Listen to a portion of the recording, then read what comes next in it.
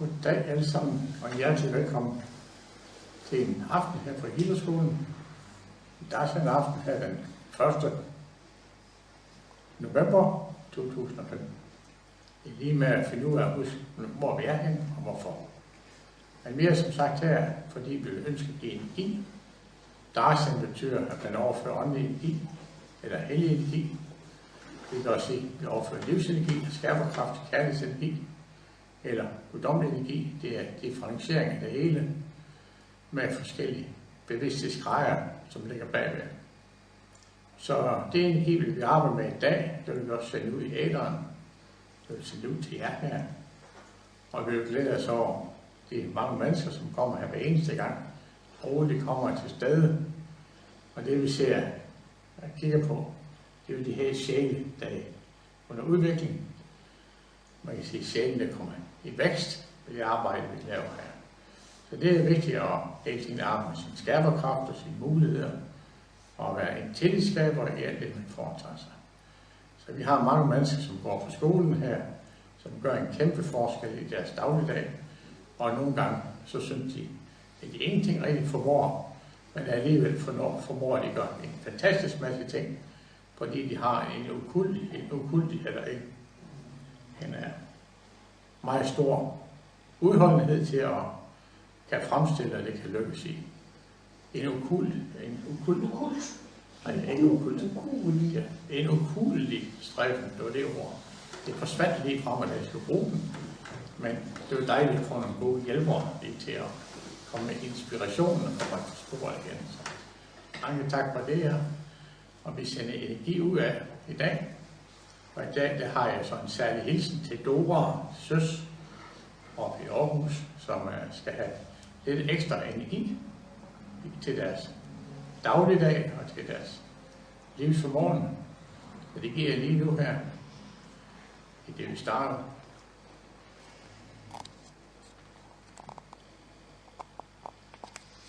Den energi, man giver, den eliminerer også meget af det udtrykke, man har inde i sig selv.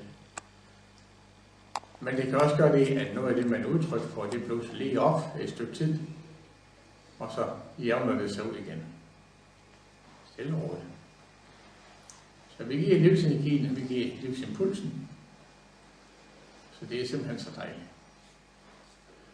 har også en hilsen til Yvonne, Aarhus, der er brug for energien. I Silkeborg. Tom Alene i Hobro.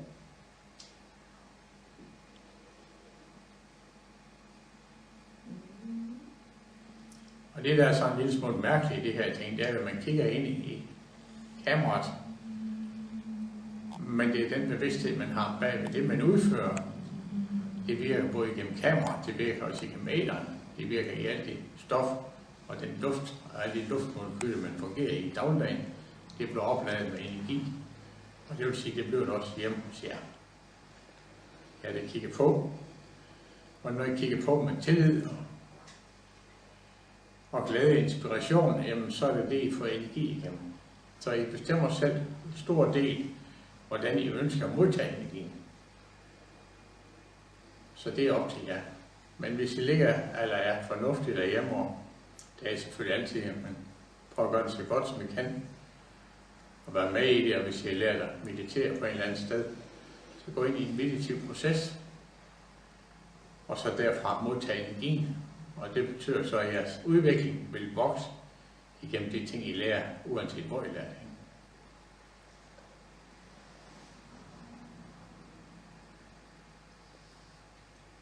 Okay.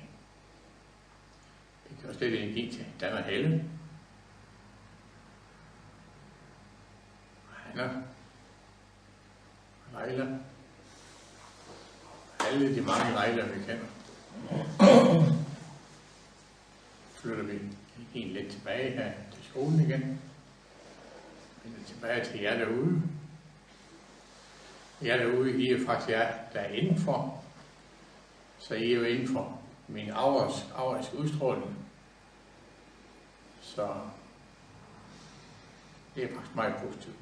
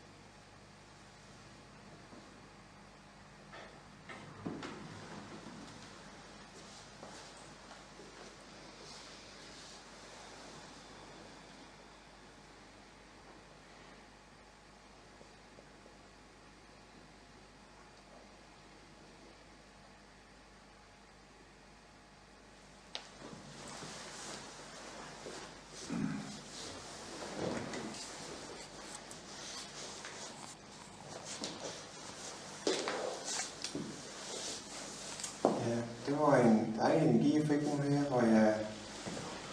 hvor jeg på et kursus her hele weekenden. I fredags, der var jeg sådan lidt påvirket af mine forskellige sider, jeg går og slås med. Så jeg havde lidt frustrationer og lidt angst og lidt bekymringer. Men her i weekenden, så er det snart at kigge på dem, og så kigge på, hvad er det, de skal vise mig faktisk. Fordi de bekymringer viser mig jo nogle sider i mig, som jeg skal bearbejde. Og ved at komme op og få noget energi, så kigger man ligesom ovenfra på de der bekymringer, de angstsider, så man ligesom får et overblik. Og ved det, så styrer de ikke mere, så kommer de ikke til at styre. Og så kan man faktisk omdanne dem til noget livsglæde.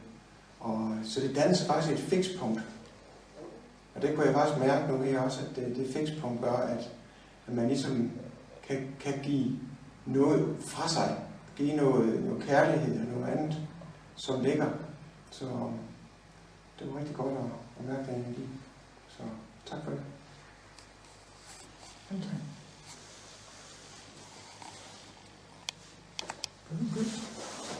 Sæt. Sæt.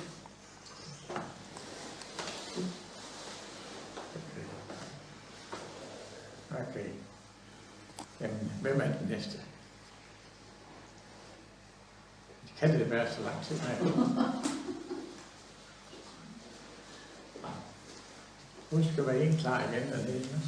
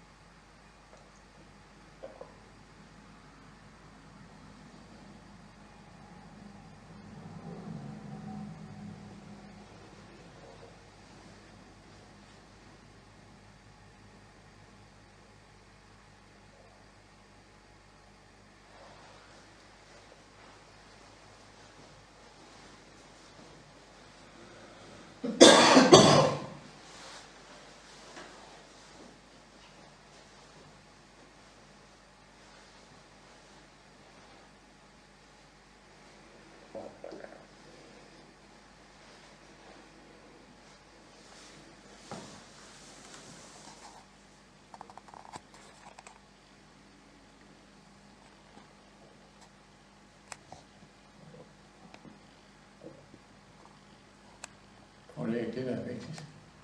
Det er ikke bare at se for mig, tage lidt billede af nogen der med, så man kan se, hvad man gør. Ja. Sådan er det også. Tak.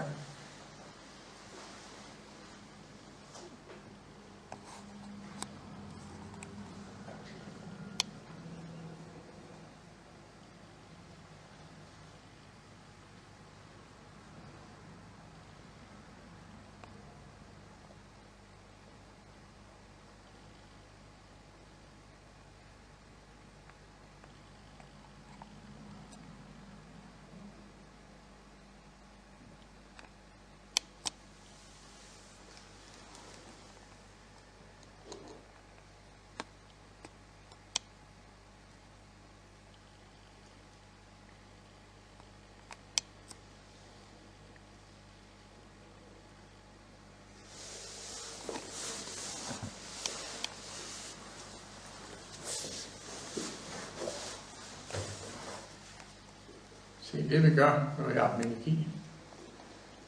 Folk de sætter rundt omkring på stolene, som de skal. Når de kommer herop, så sætter de på knæene eller på måsen. Og det er fordi, at det jeg arbejder med, det er at se folk ind i øjnene. Øjnene er sjældent spejl. Og det vil sige, at den udstråling, der kommer igennem øjnene, fortæller om, hvor de står henne udviklingsmæssigt, hvad de er ved at lære, mange af deres karmiske problemer, deres sygdomme og andre ting. Det ligger i øjnene. Og så ser man på, hvad lysmængde der kommer igennem, og så forstærker jeg sjælens lys igennem deres øjne. Det betyder så også, at Darshan er en telepatisk oplevelse mellem min sjæl og deres sjæl, Og det er en mere avanceret meditationsmåde, end det man normalt arbejder med. Det vil sige, at man går ind i en meditativ proces, eller i hvert fald det menneske, som får energien, går ind i en ny meditativ proces, hvor der er andre muligheder til stede. Så Darshan er en stærk udvidelse af bevidsthed på alle mulige måder. Sådan der. Og derfor sætter man ned, fordi vi fokuserer ikke på de lavere chakra, men man kigger bare direkte på øjnene, på hovedcenteret, på det auriske udstråling. Så derfor sætter man ikke på gulvet, når man kommer herhen. Det er den nemmeste måde at håndtere tingene på. Så en lille oplysning på det.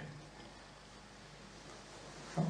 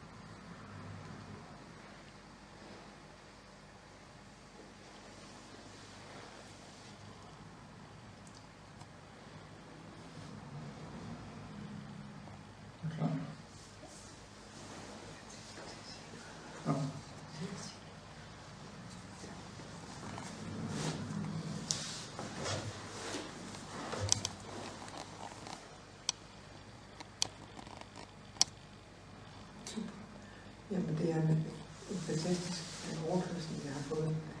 I har arbejdet med et... Ja. Vi har arbejdet med et spændende stof her i weekenden, og den energi, der er blevet givet, det er en overbygning på alt det tunge stof, der er kommet, sådan at det lettere sætter sig inde i mit sind. Det er noget stof, jeg kan bruge i min hverdag til at være en del af mit guddommelige. Så jeg er en del af et guddommeligt nærvær, deler det med andre. Og det er blevet meget let at være i den verden, så det er bare rigtig godt. Så tak. Ja.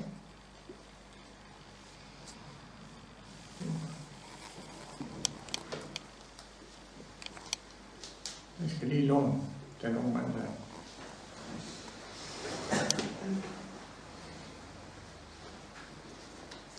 Simonsen. Kom. Det mangler, de skal lige tændes op. Ja, ja. Det er meget.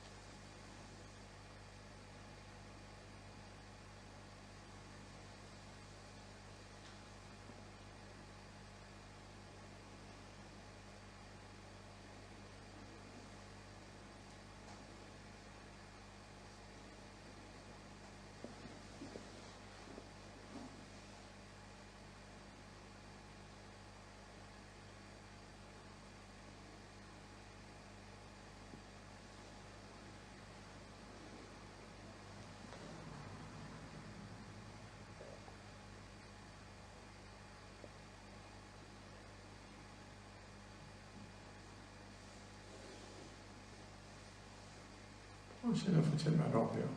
Lige der. Hvor er det? Ja.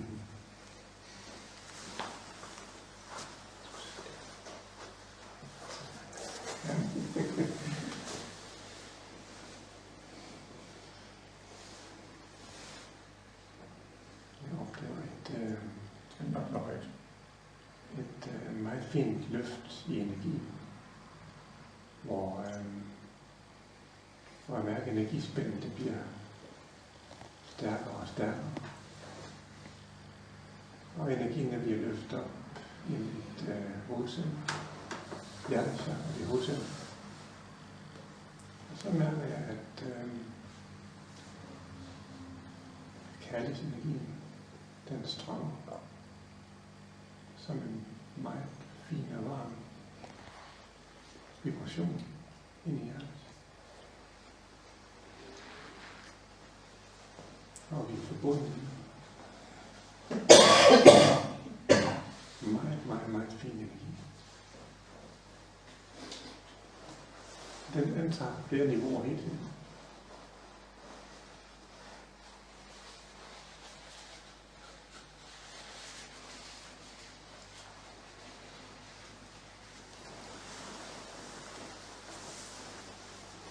Som sagt, så hæver vi energien fra de lavere chakra op i hjertechakrat, og fra hjertechakrat op til hjertechakrat og godcentret.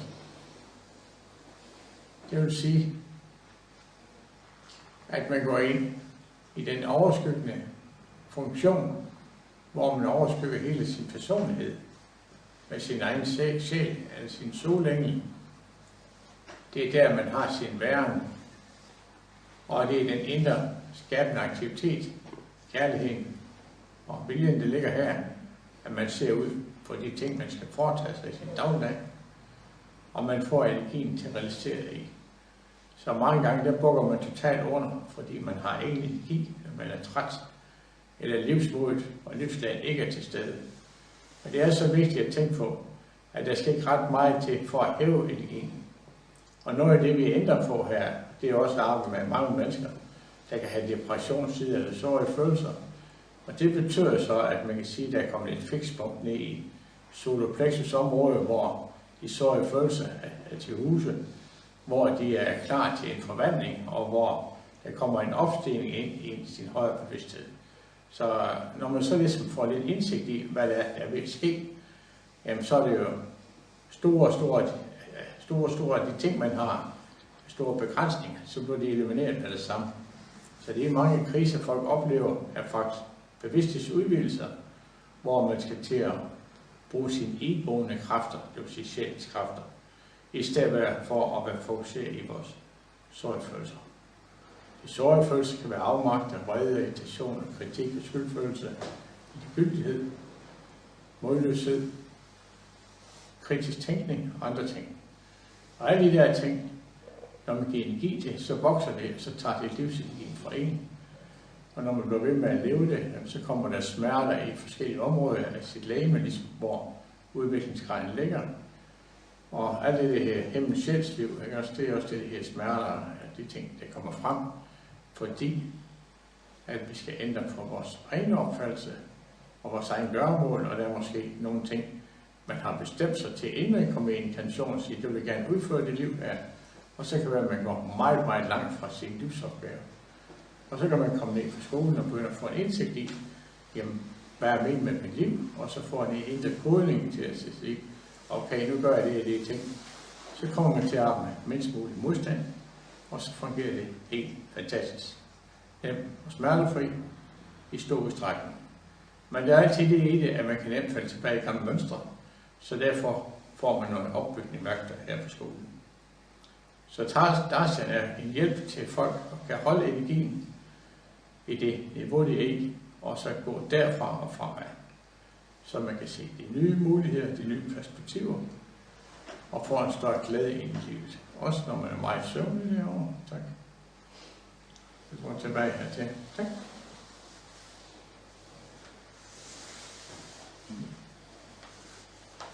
Kom så ikke, det må jo være så langt.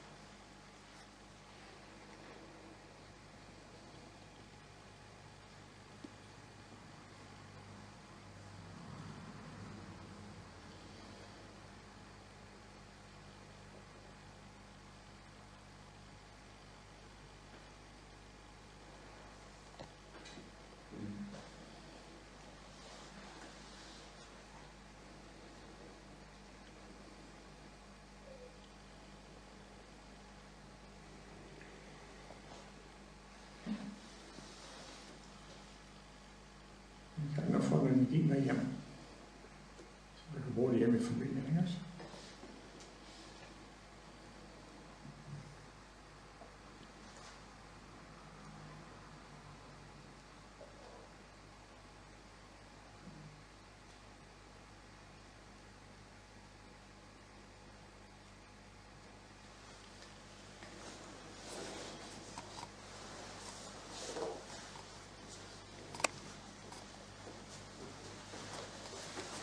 Det er jo vinduet derude i øjeblikket.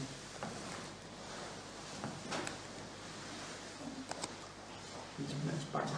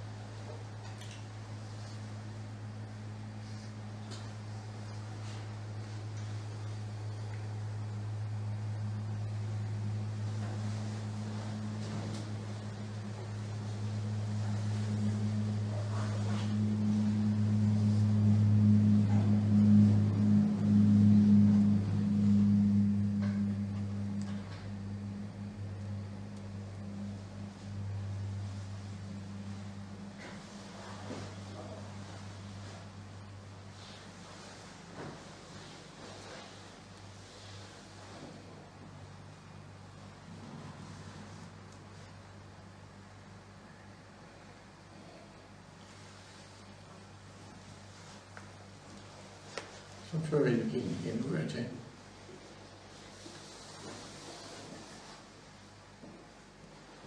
Det er livsglæde og energi til jer derude. Det vil sige, at vi overfører hele energier.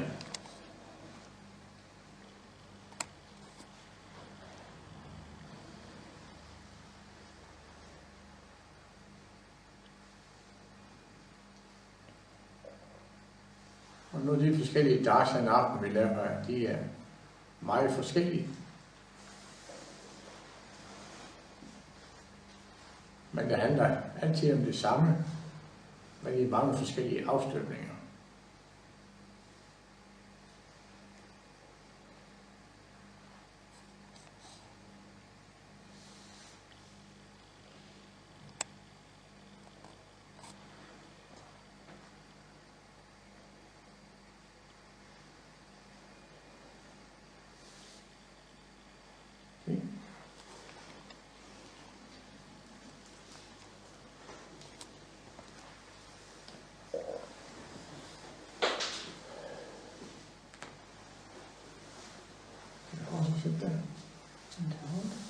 Det er det også, når man bruger, så kan det være lidt hårdt.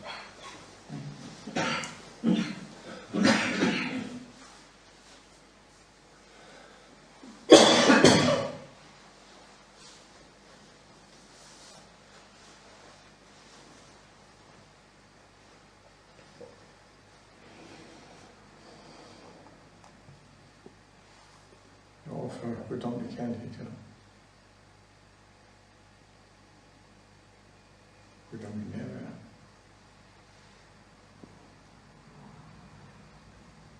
Guddommelig lyksalighed.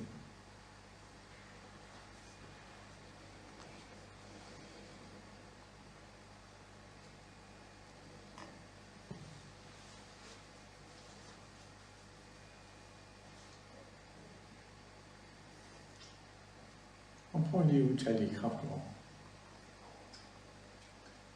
Jeg lyses vogter, lyses bærer, i og fra det høje himmelsen.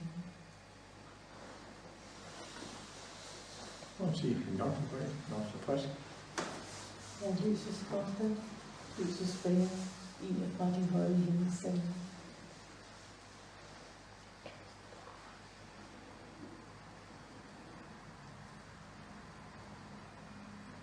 Det var rigtig smukt.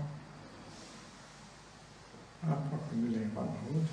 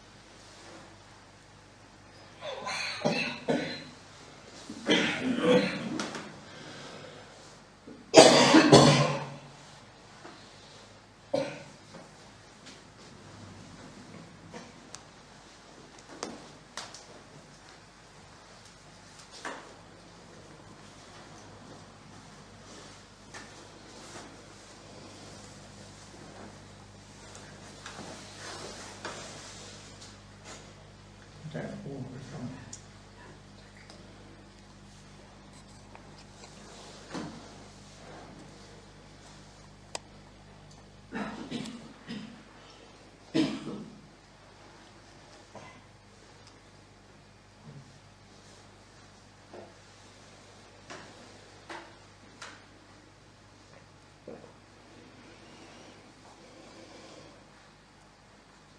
Så jeg overfører en velsignelse til dig.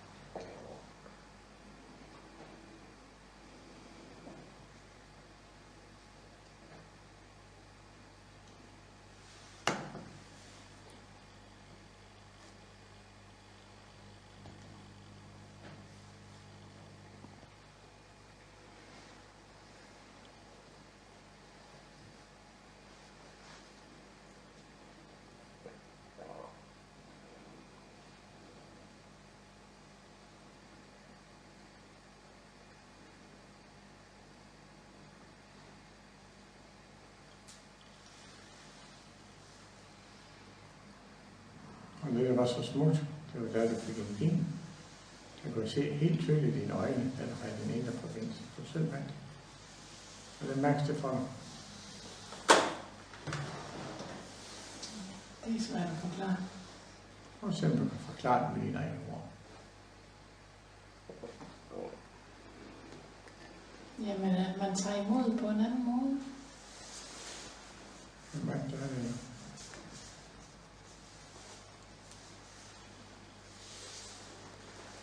Det er ud over personligheden på en eller anden måde. Den måde, man tager imod på. Og det er en energi, vi har brug for hver eneste dag. Den giver muligheden for at realisere sit eget liv. Ja.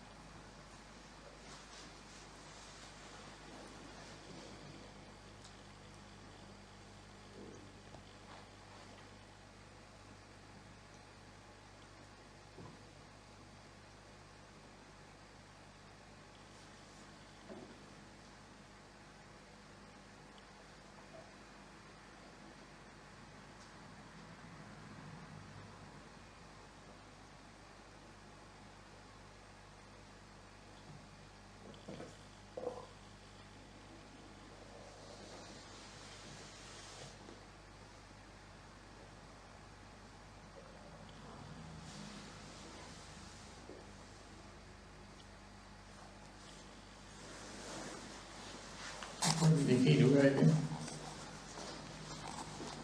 Og selvom jeg ikke siger så meget i aften, så arbejder jeg lidt på de lidt dybere planer. Og det kan være, at det kniver lidt med at være bevidst om de ting. Men det gør jo ingenting. Det skal nok komme frem i jeres dagligdags bevidsthed på en eller anden tidspunkt. Og så glæder jeg bare over det.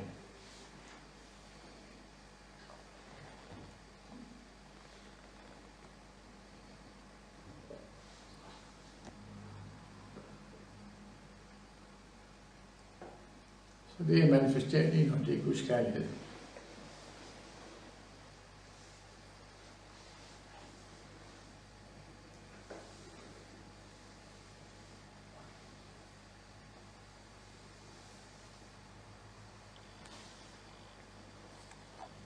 Kan du mærke det godt? Kom nu.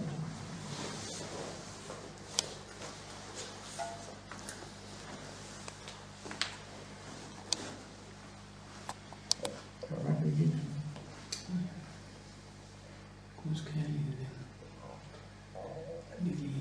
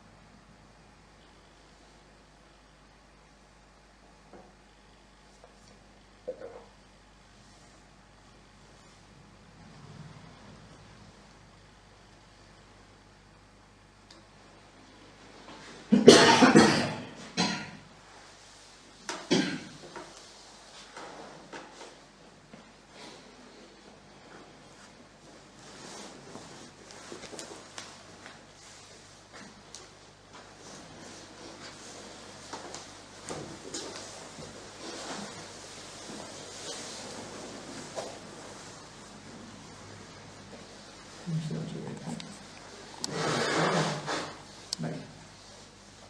Det er jeg træt af. Den er lige.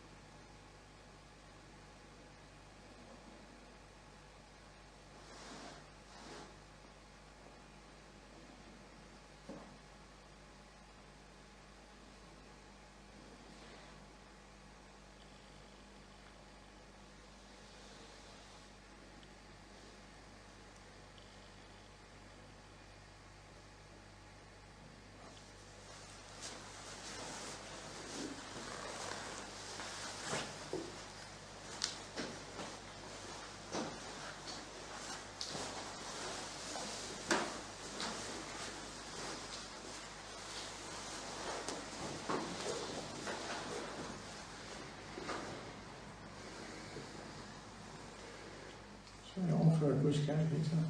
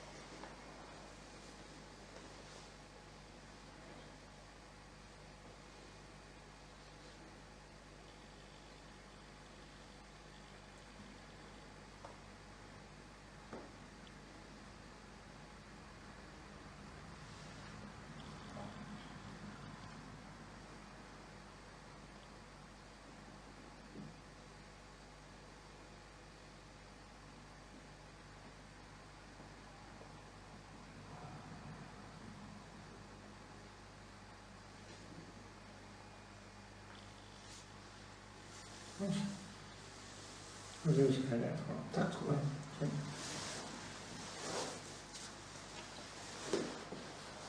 Så vi overfører lidt mere energi til jer, der er med ude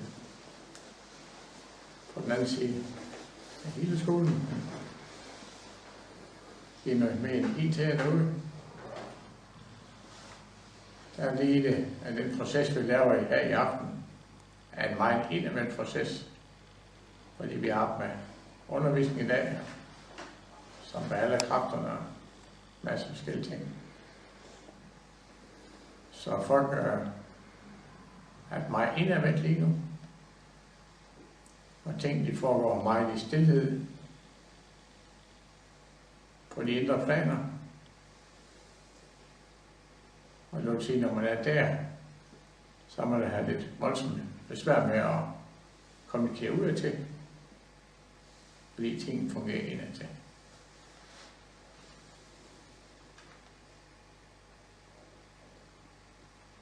Derfor er det altid en god idé at prøve en Darshan, og prøve at være til stede i det. Tag nogle stykker, og så begynde at tage sine egne erfaringssider derfra, sine egne erkendelser og sine egne muligheder.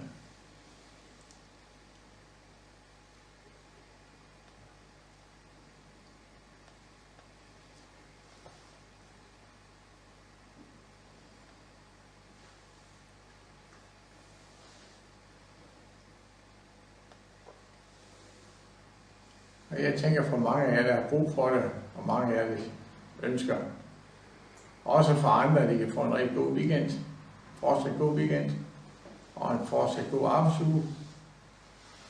Så der er folk, der sender ønsker ind, hvad de ønsker også for andre, eller ønsker at få hjælp til sine egne processer. Det er hjertelig velkommen til. Og så tager jeg det med i det, jeg laver her. Måske nævner jeg jeres navne.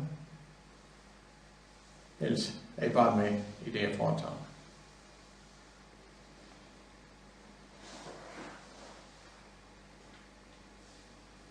Så jeg overfører lyset og kærligheden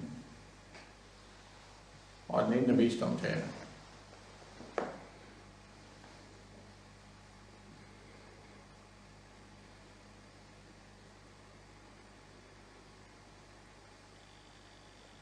Og vi vil så gøre noget i dag. Slut udsendelsen på en anden måde, end vi plejer at gøre. Der vi vil synge lidt sang. Der her begyndte i dag med kærlighed. Og så slut med kærlighed. Det synger vi lige hen i gruppen. Lige nu. Nej. Begynd din dag med kærlighed. Begynd din dag med kærlighed. Og udfyld dagen med kærlighed. Og udfyld dagen med kærlighed. Slut din dag i kærlighed. Slut din dag i kærlighed. Det er vejen til Gud. Det er vejen til Gud.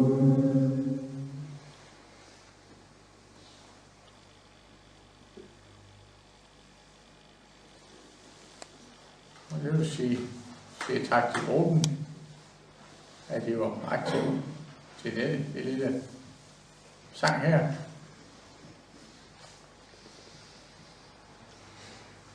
Jeg kan få et øjeblik endnu, og så overføre lidt mere energi til jer derude. Lidt mere, eller meget mere, kan jeg også kalde det.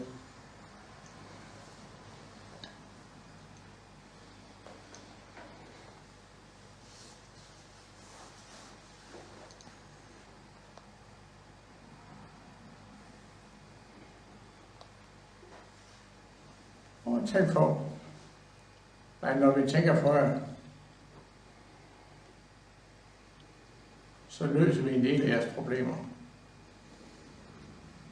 Jeg vil sige, ikke alene om jeres problem, Der er noget andet, der giver inspiration til jer.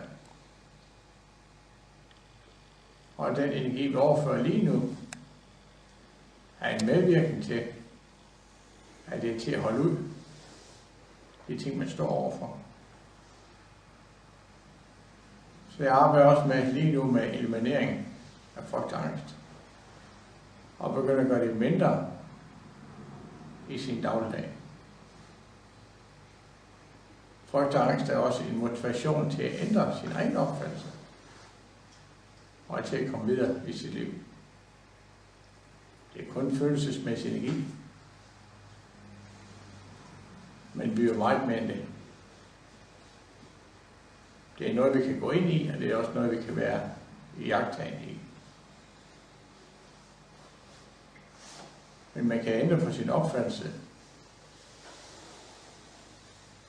hvis man ønsker det til. Og når det kniver og hæve sin bevidsthed, så er det god idé at få en healing. Eller gå lidt i naturen. Eller gå sammen med nogle positive mennesker. Der er ikke tale om sygdom eller begrænsninger hele tiden. Men vær sammen med nogen, der har noget livsmod og noget livsglæde. Så giver det en meget positiv afsmittende virkning. Og så kommer vi videre derfra også.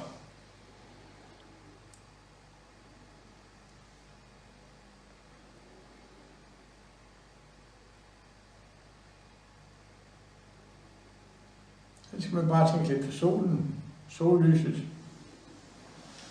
og det lys, der ligger i solen, og den glæde, der ligger der, det er faktisk for et guddommeligt lys. Det kan være noget stærkt at kigge på, så det kan vi faktisk ikke. Men det er godt at gå i lyset, og mærke den livsglæde, det giver.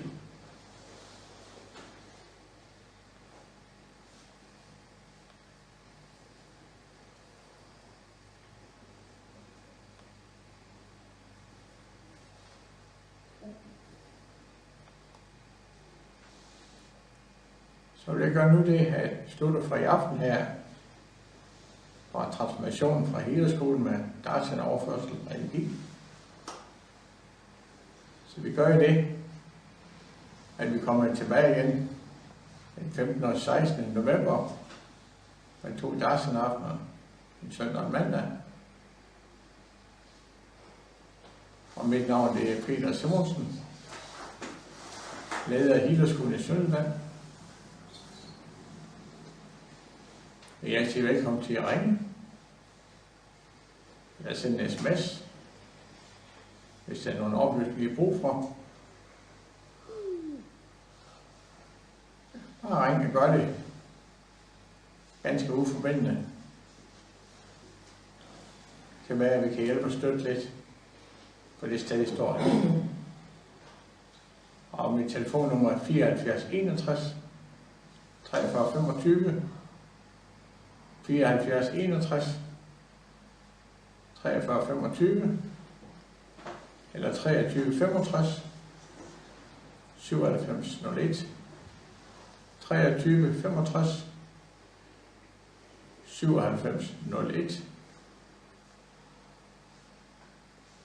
Og det var så en hilsen fra Healerskolen i Sønderjylland. I kan også gå ind på vores hjemmeside www.healerskolen-sdj.dk. Jeg gentager www.healerskolen-sdj.dk. Der kan I kigge nærmere på, hvad vi laver. Også kigge på ældre Darshans udsendelser, som er lige aktuelt på et af de forskellige emner, vi snakker om.